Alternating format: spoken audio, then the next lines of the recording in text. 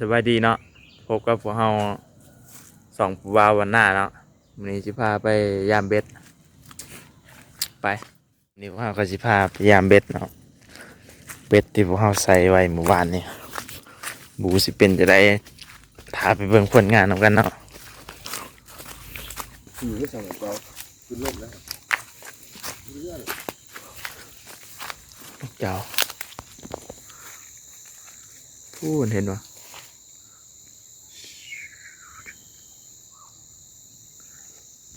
มีปืนในใดแล้วๆมาทีนี้นะครับเราจะเรื่อยๆนี้เห็นไว้ปอกเลย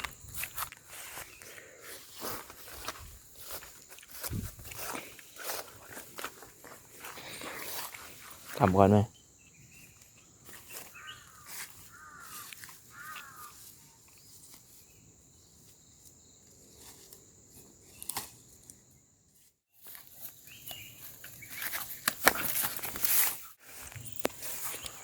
เราได้มีกว่า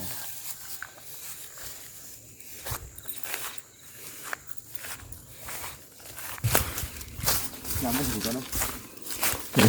ยังไม่ถึงกัน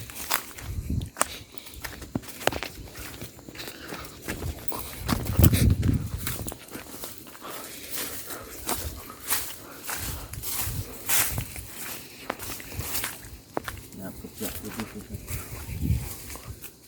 นกคน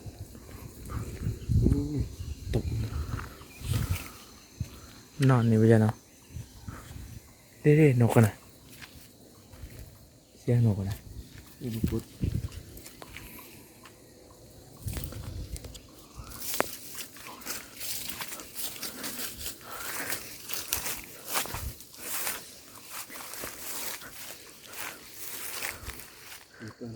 ยามมันตีเพื่อจะไปเห็นมันนี่ไม่ยามนี่ก่อนนี่ไม่เหนื่อยจะถูกกับเขา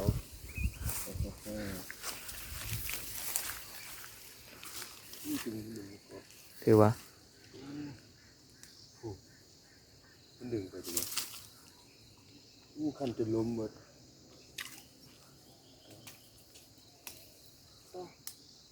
ลุดไปก่อนสรุปก็คือบ่ได้เนาะ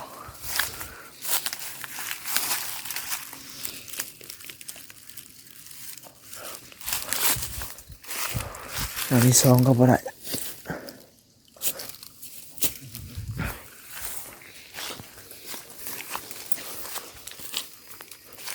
ไม่เคยดูเลย มาเกาะอะไรเขาเรียกเท่าไหร่เกาะกันแล้วเนาะแต่บ่ได้เห็นมอนี่ได้ดิ จะให้ย่อนไม่เห็นเหรอมอนี่ได้ไปยังพูดโทษได้แล้วดึงอ่ะ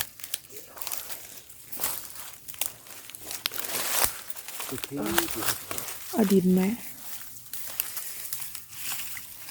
เนี่ยกับปู่กับพ่อคอได้กินบ่ได้แนมทางแมนแดงแทงบาดนะมาหนีอันนี้อย่ามา2-3ล้างหักไรตัวเดียวเนาะปลาเข็งใหญ่แถกมันก็ฟ้ามือแถกมันประมาณเท่าไหร่ประมาณ3 นิ้วเนาะใหญ่แต่ว่ามันไปพยายามอันต่อไปนี่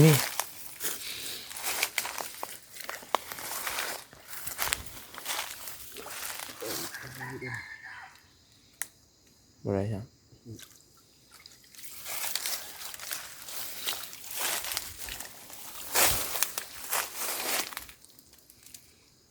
ดึงออกแล้วตีเบ็ดฮะพูด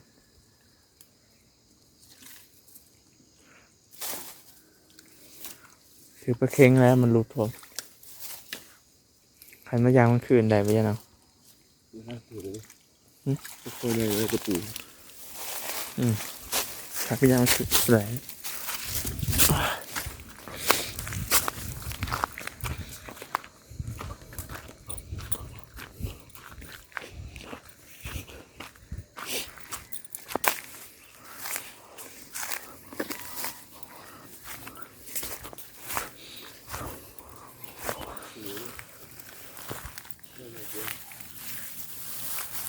เป็ดมันคือจมไปทางนาเลยถ้าจมเลิกเติบผม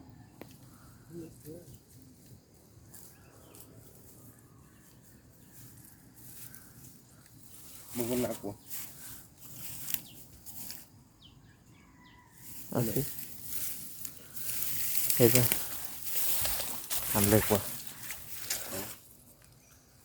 ขาดหลุดจะดึงแห้งไรปะ ก็ลองดึงมาแบบเดียวจุดกันเสียงให้เลยอีก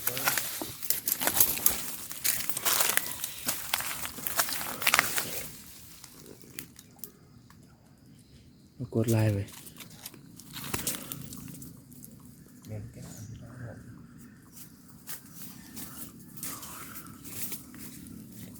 เมื่อถึง เออ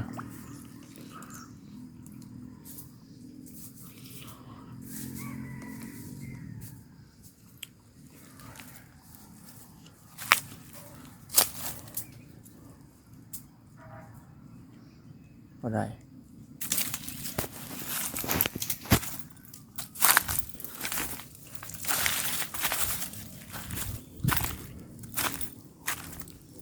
ไป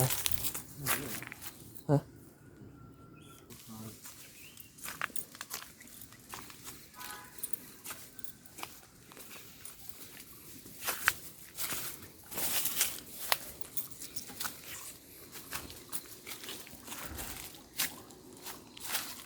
ดูบุกถึงกันดิมันลงไปยามตะลุมเลย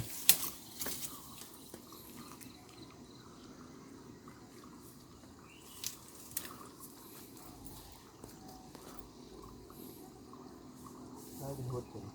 หึ ซ้ายหุดถึง เบ็ดอะไร เป็นที่ซ้าย เบ็ดรุดปะ วอลนี้ซ้ายกว่าไม่ถือว่าอยู่ อืม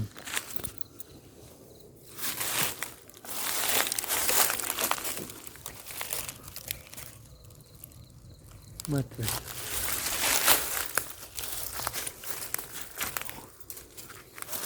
ยังอยู่ไหนหนึ่ง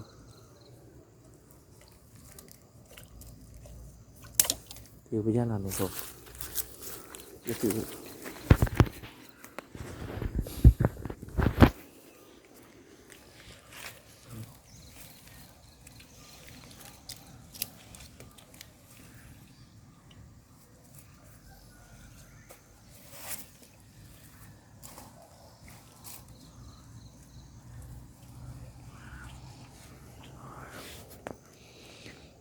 เห็นมันกออย่างวะมันไปกออย่างเนาะ ก็อยู่เนี่ย จะป่ายังกินเลยกินแต่แกไปกอสักทีก็ได้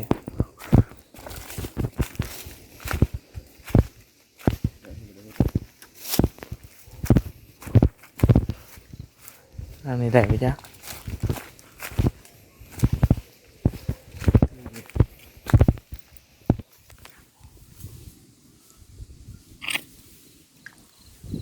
ได้เสื้อ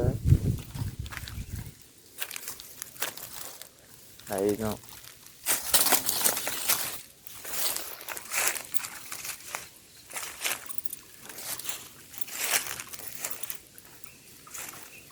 นกยังนกกดวะฮะใช่ตัวไหม เดี๋ยวจะไป ที่ไทย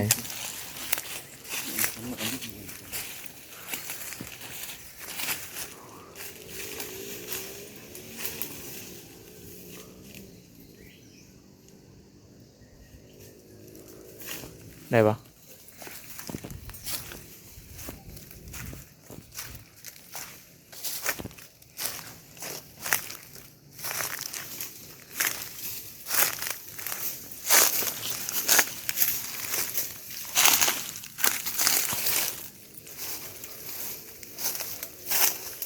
ได้อยู่เสียง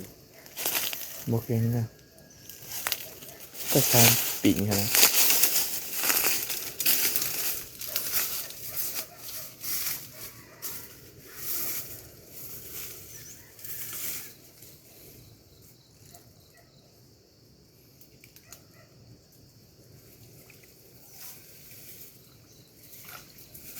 ถอดมาเลยที่ถอดมาเลย ถอดไปคุณ แน่ๆก็เงี้ยวเสียบจริงๆอ่ะ